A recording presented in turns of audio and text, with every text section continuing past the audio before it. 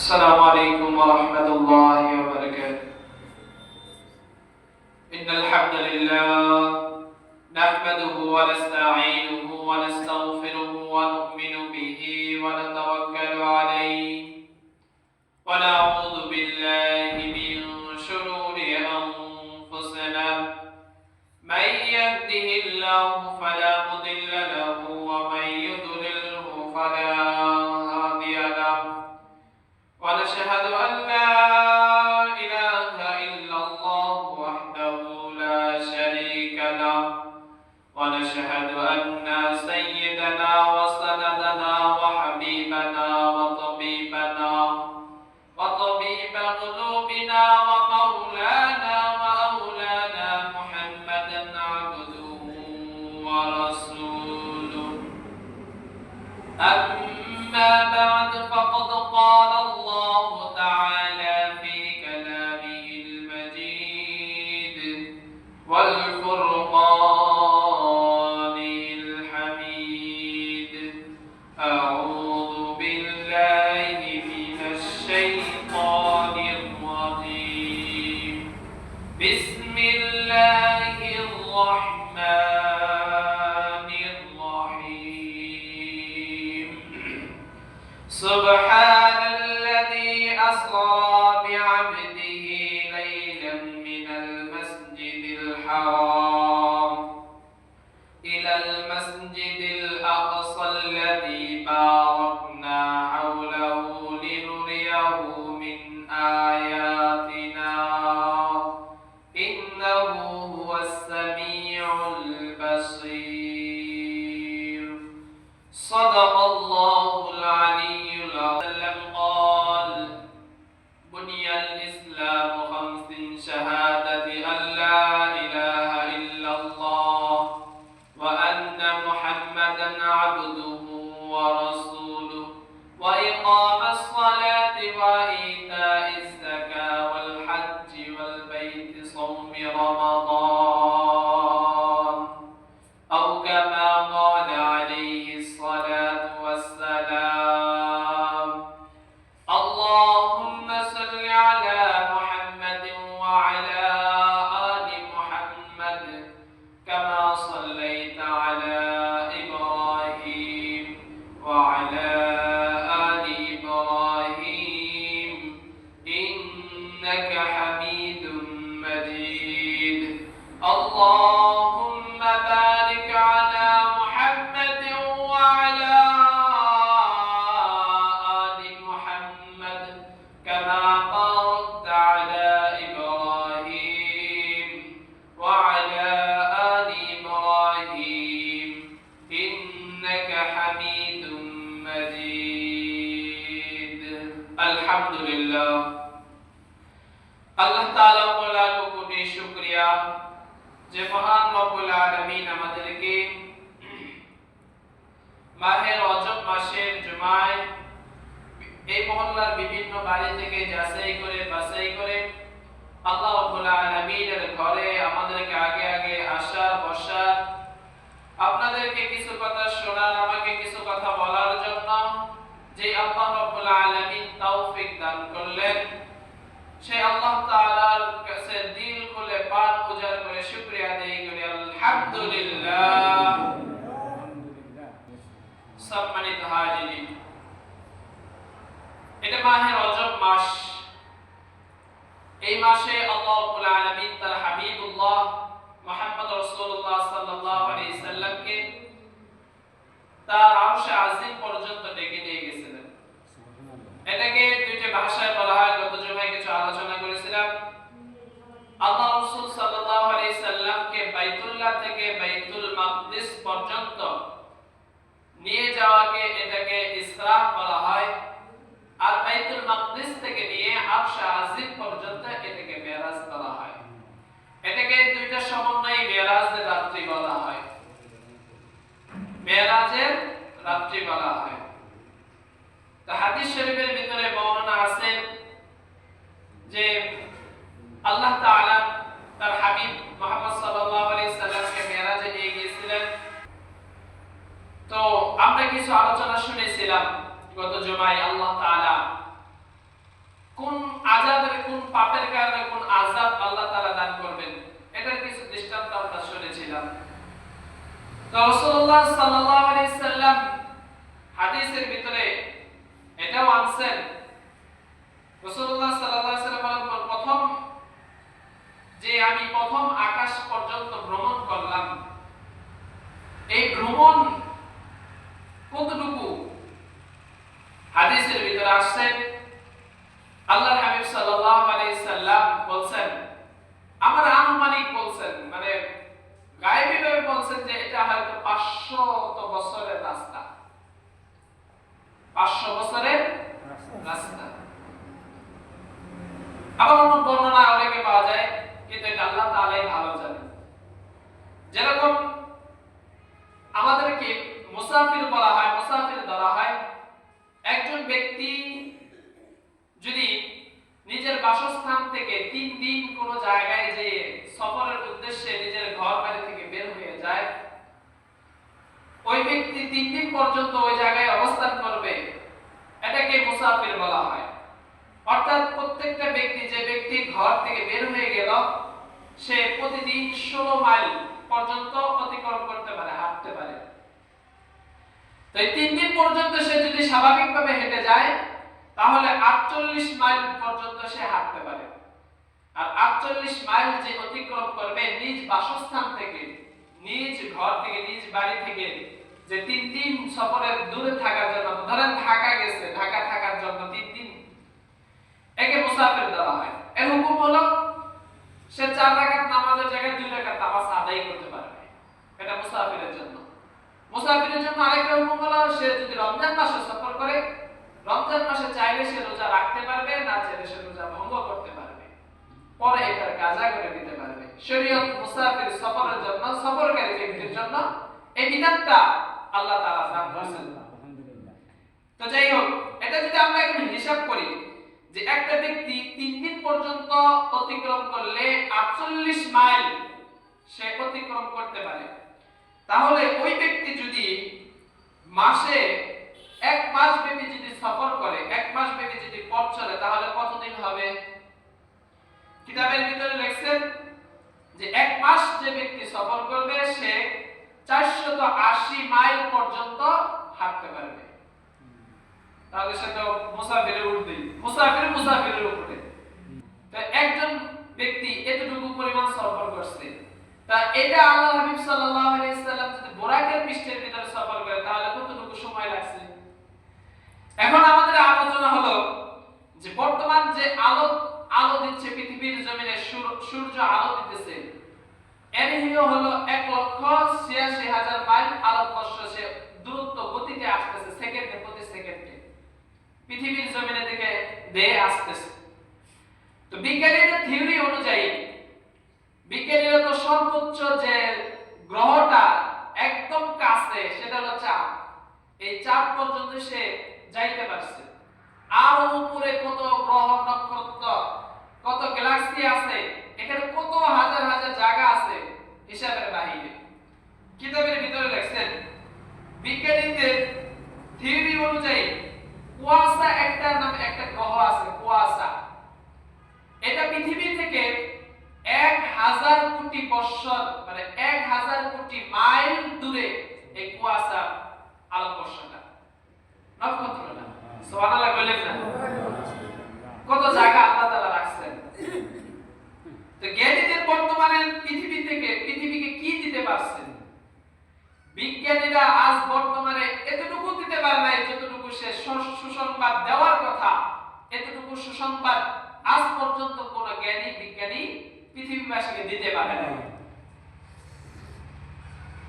তাহলে হিসাব করেন, একজন জ্ঞানীদের থিওরি অনুযায়ী যদি 1000 কোটি মাইল দূরে, অর্থাৎ 1000 কোটি বৎসর যদি ওই কুয়াশা পর্যন্ত যাইতে লাগে, তাহলে প্রথম আসমানে যেতে পর্যন্ত কত সময় লাগবে?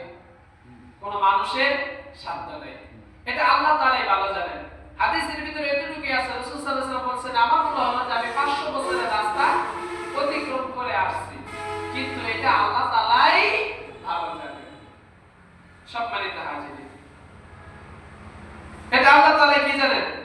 ভালো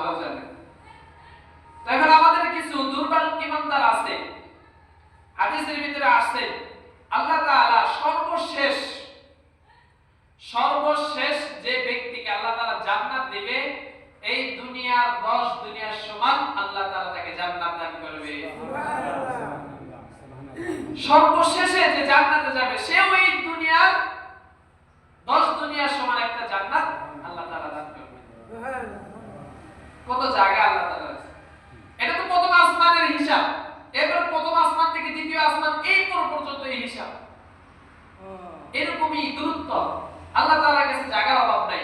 হাদিস শরীফের ভিতরে আছে সাহাবায়ে কেরাম আজমাইন রাদিয়াল্লাহু তাআলা আনহু যখন আল্লাহর হাবিব সাল্লাল্লাহু আলাইহি সাল্লাম মেরাজ থেকে আসার পরে শুনাইলেন এতটুকু পর্যন্ত রাস্তা এবং সর্বনিম্ন জান্নাতীদেরকে আল্লাহ তাআলা এই পৃথিবীর রোমান 10টা দুনিয়ার সমান একটা জান্নাত আল্লাহ তাআলা দান করবেন। সাহাবায়ে কেরাম হতভম্ব হইয়া আল্লাহর হাবিব সাল্লাল্লাহু আলাইহি সাল্লামের দিকে তাকাইয়াছেন। কি বলেন? আল্লাহর হাবিব সাল্লাল্লাহু আলাইহি সাল্লাম বলেন, হা হা, পৃথিবীর সমস্ত মানুষ যদি ইমানদার হইয়া যায় আর প্রত্যেকটা মানুষকে যদি আল্লাহ তাআলা 10,000 পরিমাণ দুনিয়ার সমান সমপরিমাণ যদি জান্নাত দেয়, জান্নাতের এক কোণাও ভরবে না। এক কোণাও কি করবে না? ভরবে না। আল্লাহ রাব্বুল আলামিন জান্নাত জাহান্নাম দুইটাই কিন্তু মাখলুক। কি ভাই? দুইটাই আল্লাহ তাআলা বানানো মাখলুক। এখন আপনাদের কাছে প্রশ্ন হলো, জান্নাত কয়টা? জান্নাত কয়টা? জানেন কয়টা? জান্নাত একটা। জাহান্নাম কয়টা? জাহান্নাম একটা। আপনার আল্লাহ তাআলার বানানো মাখলুক। জান্নাত জাহান্নামও আল্লাহ তাআলার বানানো মাখলুক।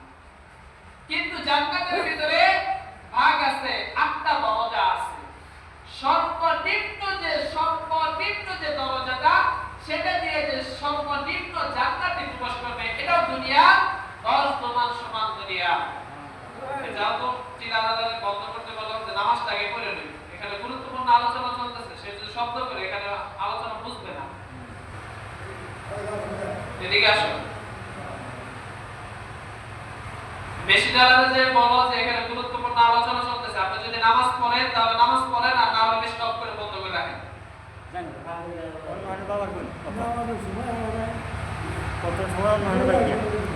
নামাজের সময় কেন কাজ করবে? এই মুসলমান নাকি?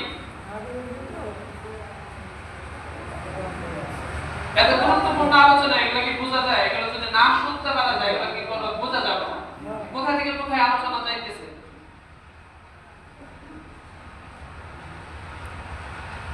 আর মুসলমান হইছি, মুসলমানের বাচ্চা হইছে, নামাজ পড়তে জানি না। নামাজের ভিতরে সবচেয়ে বেশি গাফিলতি। আমরা নামাজটাকে বেশি প্রাধান্য দেই না, কাজটাকে বেশি প্রাধান্য দেই। দিনের আলোচনা শুনবে, মাহফিলগুলোতে যাইয়া চাষতলে বসে থাকে, গাজার তালে বসে থাকে, আর এদিকে দেখা যায় 10-12 জন শ্রোতা নিয়ে বক্তা ওয়াজ করে।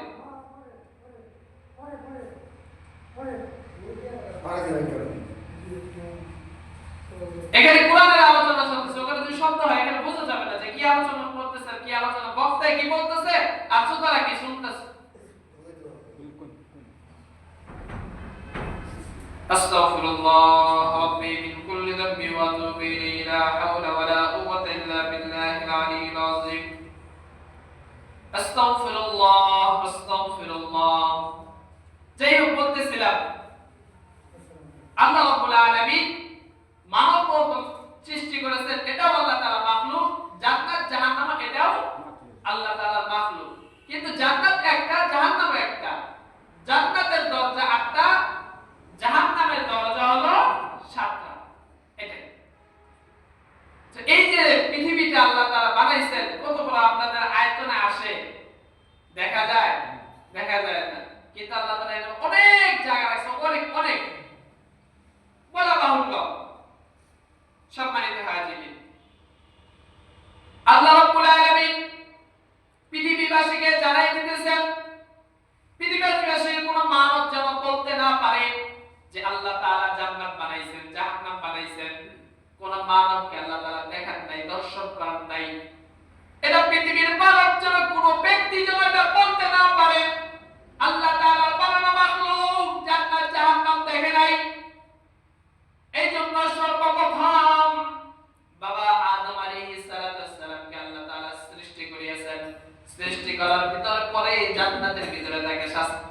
দিয়েছেন। সুবহানাল্লাহ। আল্লাহ তাআলা সর্বপ্রথম বাবা আদম আলাইহিস সালামকে বানাইয়াই জান্নাতের ভিতরে তাকে থাকার বাসস্থান বানাইয়া দিয়েছেন। এরপর পৃথিবীবাসীর কাছে আল্লাহ রাব্বুল আলামিন নিদর্শন হিসাবে আল্লাহ হাবিব সাল্লাল্লাহু আলাইহি সাল্লাম আসার আগে বাবা আদম আলাইহিস সালামকে পৃথিবীবাসীকে পাঠাইলেন, জানাই দিলেন। এর উপর ভিত্তি করিয়া 1 লক্ষ নয় 2,24,000 পয়গম্বর আল্লাহ তাআলার কি করেছেন, এই জান্নাত জাহান্নামের উপরে ঈমান আনার জন্য, আমল করার জন্য পাঠিয়ে দিয়েছেন। 1 লক্ষ বা 2 লক্ষ পয়গম্বর আল্লাহ রাব্বুল আলামিন পাঠাইছেন। এটা হিসাব করার জন্য না, যারা হিসাব করে আয় আল্লাহ আমরা দুর্বল মুসলমান, কি হইলাম অবাগা মুসলমান। কোন এক বিজ্ঞানী, কোন এক জ্ঞানী যদি কোন একটা কিছু আবিষ্কার করে, আবিষ্কারের কথা প্রকাশ করে দেয়, আমরা কিছু দুর্বল ঈমানদার আছে তারা বলে ফেলি হায় তারা বিতর্কী হইয়া কত সুন্দর সুন্দর জিনিস আবিষ্কার করে, আমরা মুসলমান হইয়া কি করলাম, কিছুই আবিষ্কার করতে পারি না। নাউযুবিল্লাহ। আমরা তো আবিষ্কারের জন্য না, যে আপনাতে 1 লক্ষ 2 লক্ষ পয়গম্বর আল্লাহ তাআলা পাঠাইছেন এই জন্য আমরা ঈমানের উপর আমল করে জান্নাত যেন কামাই করতে পারি, জাহান্নাম থেকে যেন বাঁচতে পারি, এই জন্য আল্লাহ তাআলা পয়গম্বরদের পাঠাইছেন। এখানে বিস্তারিত লম্বা আলোচনা আছে, এগুলো থেকে করব না। আমার ভাইরা, আমার বন্ধুগণ, আল্লাহ রাব্বুল আলামিন মহাকাশ সম্পর্কে বিজ্ঞানীরা যে করছেন, জ্ঞান ধারণা করেছেন, এটা আল্লাহ তাআলা কোরআনের ভিতরে জানাই দিতেছেন। আল্লাহ রাব্বুল আলামিন সূরাতুল ফুরকানের 54 নম্বর আয়াতের ভিতরে আল্লাহ তাআলা বলতেছেন, ইন্না রাব্বাকুমুল্লাযী খালাকাস সামাওয়াতি ওয়াল আরদা ফি 6 আইয়াম সুম্মা ইসতাওয়া আলাল আরশ। আল্লাহু আকবার। আল্লাহ রাব্বুল আলামিন এখানে মুসলমানদেরকে জানাই দিতেছেন, ঈমানদারদের জানাই দিতেছেন, নিশ্চয়ই তোমাদের আল্লাহ যিনি আসমান এবং জমিনকে কি করেছেন, সৃষ্টি করেছেন মাত্র 6 দিনে। কয় দিনে? মাত্র 6 দিনে আল্লাহ তাআলা আসমান এবং পৃথিবী সব কিছু সৃষ্টি করেছেন মাত্র 6 দিনে। এরপর আল্লাহ তাআলা বলেন সুম্মা ইসতাওয়া আলাল আরশ। এরপর আল্লাহ রাব্বুল আলামিন আরশ আজিমের ভিতরে সমাবিষ্ট হয়ে গেছেন, উপবিষ্ট হয়ে গেছেন। যেমন তবে একটা ছোট কথা হলো, আল্লাহ রাব্বুল আলামিন উপবিষ্ট আছেন নাকি কিভাবে আছেন এটা আল্লাহ তাআলাই ভালো জানেন। সুবহানাল্লাহ। এরপর আসেন আল্লাহ রাব্বুল আলামিন মহাকাশ সম্পর্কে আরো বর্ণনা দিতেছেন। আল্লাহ রাব্বুল আলামিন আকাশটাকে কিভাবে সাজাইছেন এটার বর্ণনা দিতেছেন। আল্লাহ তাআলা ডাক দিয়ে বলেন সূরাতুল মুলকের 5 নম্বর আয়াতের ভিতরে আল্লাহ তাআলা বলেন, ওয়ালাকাদ যায়্যানাস সামাআদ দুনিয়া বিমাসাবিহা। আমি পৃথিবীর আকাশকে এবং তারকারাজি দ্বারা সুসজ্জিত করেছি, এত সুন্দর এত নক্ষত্র দিয়ে সাজাইছি, পৃথিবীর কোন বৈজ্ঞানিক আজ পর্যন্ত এরকম তারকারাজি দ্বারা কোনো কিছু সাজাইতে পারবে না। আল্লাহ রাব্বুল আলামিন আরেকটা সূরাতুল হাক্কার ভিতরে আল্লাহ তাআলা ডাক দিয়ে বলতেছেন, পৃথিবীটাকে যে সুন্দর করে সাজাইছেন এটা আল্লাহ তাআলা বলতেছেন সূরাতুল হাক্কার 34 নম্বর 38 নম্বর আয়াতের ভিতরে আল্লাহ তাআলা বলতেছেন, ওয়ালাকাদ খালাকানাস সামাওয়াতি ওয়াল আরদা ওয়া মা বাইনাহুমা ফি 6 আইয়ামিন ওয়া মা মাসসানা মিন লুব। আল্লাহু আকবার। আল্লাহ তাআলা বলতেছেন আমি আকাশ এবং পৃথিবী এত দুটোর ভিতরে যা কিছু আছে সবকিছু আমি 6 দিনে সৃষ্টি করিয়াছি এবং এতে আমার কখনো ক্লান্তি আসে নাই। আল্লাহু আকবার। আল্লাহ তাআলা কখনো ক্লান্তি স্পর্শ করে নাই। এই যে আসমান জমিন সবকিছু বানাইলেন, এরপর একটু ক্লান্তি আসার কথা কি ছিল না? কিন্তু আল্লাহ তাআলা বলতেছেন আমাকে কোনো সময় ক্লান্তি স্পর্শ করতে পারে না। সুবহানাল্লাহ। ক্লান্তি কখনো আল্লাহ তাআলা স্পর্শ করতে পারে না। আমরা যদি কোনো কিছু একটা বানাইতে যাই, কোনো কাজ করতে যাই, আমাদের ক্লান্তি আসে কি আসে না? আমরা দুর্বল হয়ে পড়ি কি পড়ি না? পরের দিন বিছানা থেকে উঠতেই পারি না। কিন্তু আল্লাহ রাব্বুল আলামিন কোরআনে কারীমে সূরাতুল হাক্কা, সূরাতুল ফুরকান, সূরাতুল নাজম, সূরাতুল মুলকের ভিতরে আল্লাহ রাব্বুল আলামিন এই সৃষ্টি সম্পর্কে সুন্দরভাবে কিভাবে পৃথিবীটা গঠন করেছেন, কিভাবে সাজাইছেন এগুলো আল্লাহ তাআলা বর্ণনা করে দিয়েছেন। সুবহানাল্লাহ। আর আমরা কিছু দুর্বল ঈমানদার মনে করি আমরা মুসলমান হয়ে কোনো কিছুই করতে পারলাম না। বিজ্ঞানীরা কত সুন্দর সুন্দর জিনিস আবিষ্কার করে। আমাদের যা আল্লাহ তাআলা দেওয়ার এটা তো আল্লাহ তাআলাই আমাদেরকে দিবেন। আমার ভাইরা, আমার বন্ধুগণ, আল্লাহ রাব্বুল আলামিনের বান্দারা, এই মাখলুক ইমানদার ও দুর্বল বান্দারা যেন বলতে না পারে আল্লাহ রাব্বুল আলামিন জান্নাতে কাউকে দেখান নাই, জাহান্নাম কাউকে দেখান নাই, যে আলোচনা রাইখা ছিলাম। এই জন্য বাবা আদম আলাইহিস সালামকে জান্নাতের ভিতরে রাখছেন বানাইয়া। এরপর আমাদের নবী মুহাম্মদ সাল্লাল্লাহু আলাইহি সাল্লাম যেহেতু সর্বশেষ নবী, আমাদের নবীর পরে আর কোন নবী পৃথিবীর জমিনে আসবে না। এই জন্য আল্লাহ তাআলা তার হাবিবকে আসমানে ডেকে নিয়া সব নিদর্শনাবলী, জান্নাত জাহান্নামের ভিতরে কি কি আযাব আছে, জান্নাতের ভিতরে কি কি সৌন্দর্য আছে, নাজ নিয়ামত আছে, এগুলো সবকিছু দেখাইয়া কিয়ামত পর্যন্ত যেহেতু কোনো নবী আসবে না, এই জন্য আল্লাহর হাবিব সাল্লাল্লাহু আলাইহি সাল্লামকে দেখাইয়া এগুলো বর্ণনা করে দিয়েছেন। সুবহানাল্লাহ, বর্ণনা করে দিয়েছেন। এটাই আল্লাহ তাআলা সূরাতুল বনী ইসরাঈলের ভিতরে বলতেছেন, সুবহানাল্লাযী আসরা বিআবদিহি লাইলাম মিনাল মাসজিদিল হারাম ইলাল মাসজিদিল আকসাল্লাযী বারাকনা হাওলাহু লিনুরিয়াহু মিন আয়াতিনা ইন্নাহু হুয়াস সামিউল বাসীর। আল্লাহু আকবার। আল্লাহ রাব্বুল আলামিন হাবিবকে তাকে নিয়ে গেছেন আসমান পর্যন্ত। এরপর আসেন আল্লাহর হাবিব সাল্লাল্লাহু আলাইহি সাল্লাম। আল্লাহ তাআলার পরিচয় তো আমরা পেয়ে গেছি, কিভাবে সৌন্দর্য সাজাইছেন এবং জান্নাত দর্শন করাইছেন, এগুলো তো আমরা বিস্তারিত শুনলাম। এখন আল্লাহ তাআলার হাবিব সাল্লাল্লাহু আলাইহি সাল্লামকে মেরাজে নিয়ে যাইতেছেন। দুই পাশে দুই ফেরেশতা, হযরত মিকাঈল আলাইহিস সালাম, হযরত জিবরাইল আলাইহিস সালাম। শুধু এই ফেরেশতা নাই, বাইতুল মাকদিস থেকে যখন আল্লাহ তাআলা প্রথম আরশ আজিম পর্যন্ত, প্রথম আসমান পর্যন্ত তার হাবিবকে লইয়া যাইবেন, সিঁড়ি আকারে ফেরেশতারা দুই লাইন হইয়া সিঁড়ি আকারে দাঁড়াইয়া গেছেন, তাকে ফুলের মালা দিয়ে স্বাগতম জানাইতেছেন। প্রথম আসমানে যখন চলিয়া যায়, আসমানের ভিতরে জিবরাইল আলাইহিস সালাম নক করেন। নক করার সাথে সাথে আসমানের উপরে যে ফেরেশতারা আছে, দরজা যে ফেরেশতারা, তারা কি করতেছেন? বলতেছেন কে? জিবরাইল আলাইহিস সালাম ডাকতে, আমি জিবরাইল। তোমার সাথে এই ব্যক্তিকে? জিবরাইল আলাইহিস সালাম ডাক করে, হলো মুহাম্মাদুল লিল আলামিন। কয়েক আমার জন্য কি আদেশ করা হয়েছে? জিবরাইল আলাইহিস সালাম উত্তর দেন, হ্যাঁ, তাকে আরশ আজিম পর্যন্ত নিয়ে যাওয়ার জন্য অনুমতি দেওয়া হয়েছে। প্রথম আসমানের দরজা যখন খুলিয়া দেয়, দেখে এক বৃদ্ধ লোক বসে আছে। আসমান এমন বৃদ্ধ লোক, বড় একটা লোক বসে আছে। জিবরাইল আলাইহিস সালাম আমাদের নবী মুহাম্মদ সাল্লাল্লাহু আলাইহি সাল্লামকে বললেন, ইয়া রাসূলুল্লাহ, ওনাকে আপনি সালাম করেন। উনি হলেন আপনার পিতা আদম আলাইহিস সালাম। উনি হলেন আপনার পিতা আদম আলাইহিস সালাম। সালাম করলেন, কথা বললেন, কিছু উপদেশ মুহাম্মদ সাল্লাল্লাহু আলাইহি সাল্লামকে দিলেন। ভয়ের অনেক লম্বা উপদেশগুলো বলার সময় নাই, সংক্ষিপ্ত করে দেই।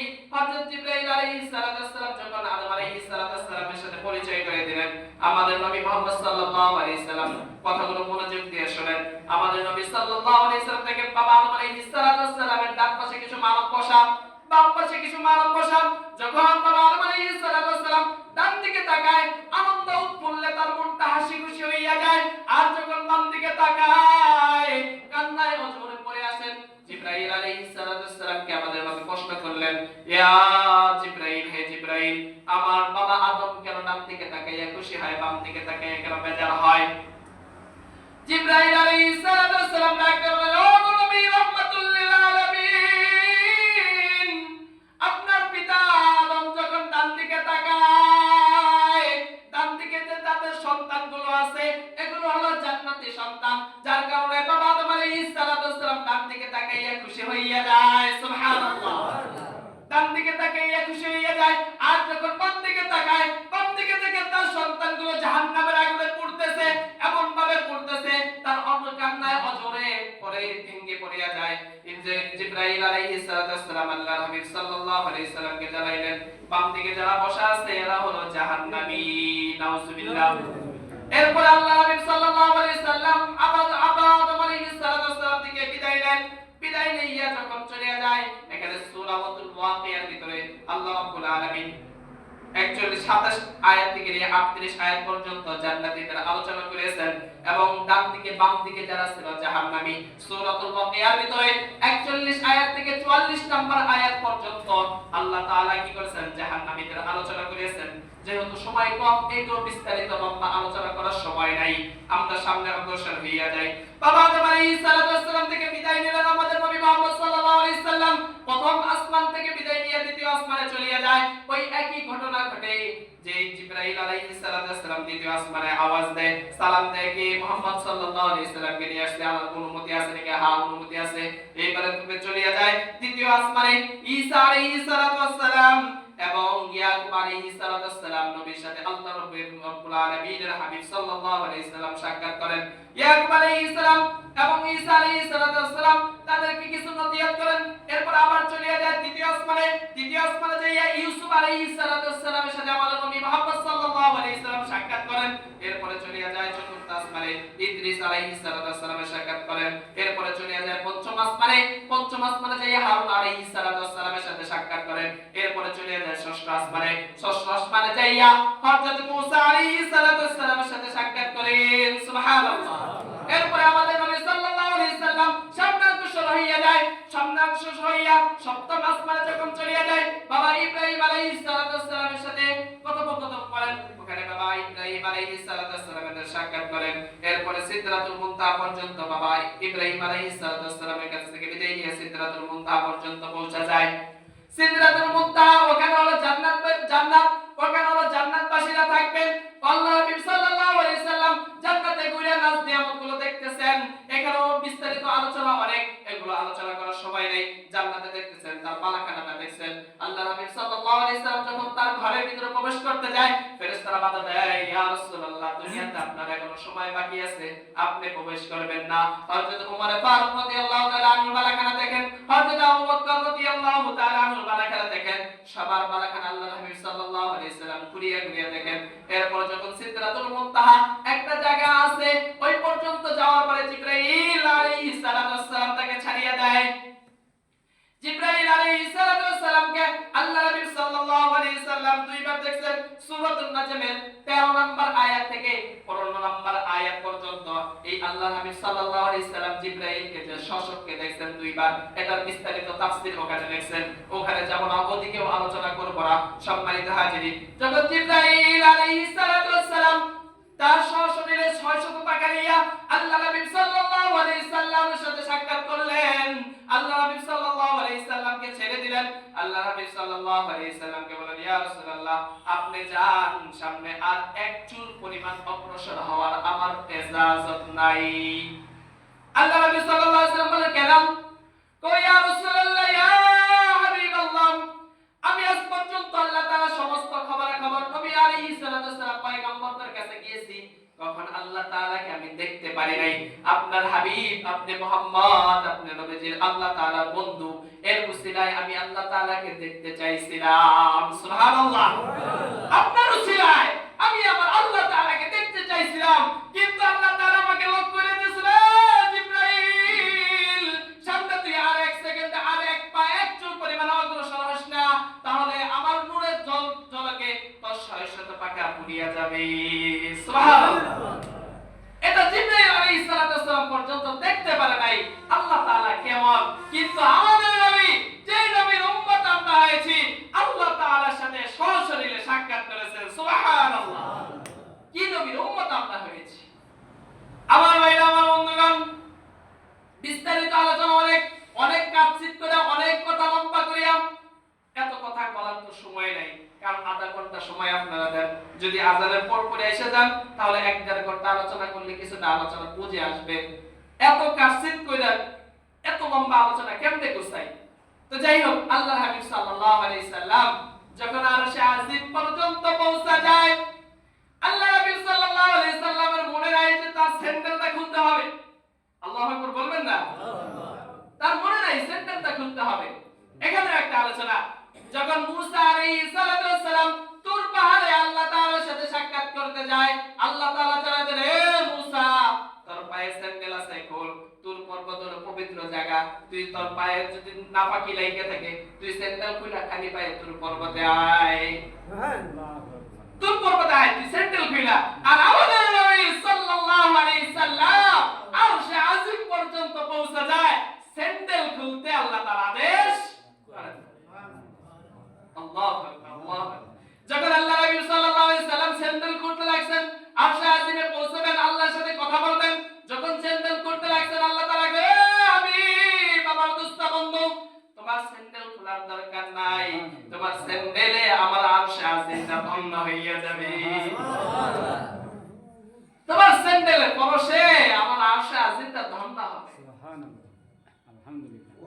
এইখানে মেরাজের আরো অনেক আলোচনা।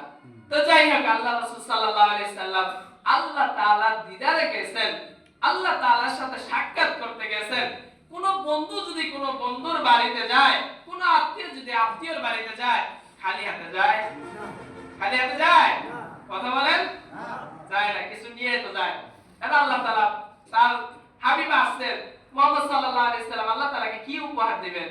আল্লাহ তাআলা জানাই দিলেন, এ হাবিব বলেন, আত-তাহিয়াতু লিল্লাহি ওয়াস সালাওয়াতু ওয়াত তাইয়্যিবাতু আসসালামু আলাইকা। আমরা সকলে জানি কি জানি না? এটা না পড়লে নামাজই হয় না। নামাজের ভিতরে এটা পড়া একটা ওয়াজিব। এটা যদি ছুটিয়া যায় নামাজ হবে না। আল্লাহ তাআলা তার বন্ধুর মুখ দিয়ে জবানটা বাই করে দিয়েছে। সুবহানাল্লাহ। এটা আমার নামাজের ভিতরে আল্লাহ তাআলা ফিট করে দিয়েছে। এটা নামাজের একটা অংশ বানাই দিয়েছে। এখন আল্লাহ তাআলার হাবিব তাকে আল্লাহ তাআলাকে গিফট করলেন, আত-তাহিয়াতু গিফট করলেন। আর আল্লাহ তাআলা তো কিছু একটা গিফট দিতে হবে, তাই না? আর বন্ধু গেছে, বন্ধুকে কি খালি হাতে ফিরে দিব?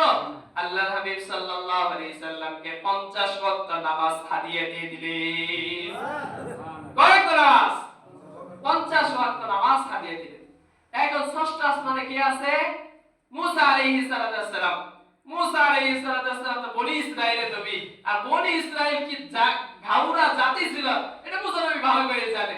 যখন মুসা আলাইহিস সালাম কাছে এই 50 ওয়াক্ত নামাজ আল্লাহ নবী সাল্লাল্লাহু আলাইহি সাল্লাম বাণী আসতেছে, মুসা আলাইহিস সালাম, ইয়া রাসূলুল্লাহ, হে মুহাম্মদ নবী, আপনার উম্মত এই 50 ওয়াক্ত নামাজ পড়তে পারবে না, কারণ আমি তো বনি ইসরাইলের নবী ছিলাম। আমার জাতি যে গায়রা ছিল, গাত্তারা ছিল, হয়তো আপনার উম্মত এরকম করতে পারে। আল্লাহ তাআলার কাছে যান, একটু নামাজটা কমাই নিয়ে আসেন, একটু নামাজটা কমাই নিয়ে আসেন। আল্লাহ তাআলার কাছে আবার চলে যায়, আল্লাহ আমার উম্মত পারবে না, কিছু কমাই দেন। 5 ওয়াক্ত কমাইলেন। কয় ওয়াক্ত থাকে? 45 ওয়াক্ত। এখানে নাম লম্বা বিস্তারিত আলোচনা, সংক্ষিপ্ত করে দেই। শেষবার যখন 5 ওয়াক্ত 10 ওয়াক্তে আসছে, 5 ওয়াক্ত নামাজ পড়ে দিলেন। মুসা আলাইহিস সালাম বলেন, এ আল্লাহর নবী মুহাম্মদ, আপনি আমার জানেন 5 ওয়াক্ত মনে পড়তে পারবে না। তখন মুহাম্মদ সাল্লাল্লাহু আলাইহি সাল্লাম মনে মনে বলতেছেন, আর কয়বার যাব? 5 ওয়াক্ত করে কয়বার গেলাম? এখন নির্লজ্জ, একটু লজ্জা বোধ করতেছেন। আল্লাহ তাআলা আরশে আজিম থেকে ডাকতেন, এ নবী মুহাম্মদ, তোমার উম্মত যদি এই 5 ওয়াক্ত নামাজ ঠিকভাবে আদায় করে, আমি আল্লাহ রাব্বুল আলামিন 50 ওয়াক্তের নামাজ তোমার উম্মতের আমলনামায় লিখে দেব। সুবহানাল্লাহ। 50 ওয়াক্ত আমলনামা কম 5 ওয়াক্ত করলে। আর আমরা আসতে চাই না, নামাজের ভিতরে গাফিলাতি, কাজটাকে আগে প্রাধান্য দেই, এই কাজ থাকবে না ভাই, এই কাজ থাকবে না। চাকরিকে আগে প্রাধান্য দিতেছি, এই চাকরি থাকবে না। আজকে বললে কালকে 2 দিন, পরের দিন তোমারে কেউ স্মরণ করবে না, পরের দিন তোমারে কেউ দেখবে না, তোমার লাশটা পচে যাবে, তোমার কাপড়টা পোকায় ধরে যাবে, এমন ভাবে পচবা যে তোমার আত্মীয় স্বজন কেউ টেরই পাবো না। ঠিক কি না? তাও আমাদেরকে ওই প্রস্তুতি নেওয়া দরকার আছে কি নাই? আল্লাহ রাব্বুল আলামিন আমাদের এই ছোট্টখাটো আলোচনার ভিতরে যা কিছু আমলিয়াতে আছে আমল করার জন্য তৌফিক দান করুন, যা কিছু বর্জনীয় আছে বর্জনের পথ বেঁচে থাকার জন্য তৌফিক দান করুন। আমিন। ওয়া আখির দাওয়ানা আলহামদুলিল্লাহি রাব্বিল আলামিন। যারা সুন্নাত পড়ে তারা কাছে আল্লাহ সুন্নাত পড়ে।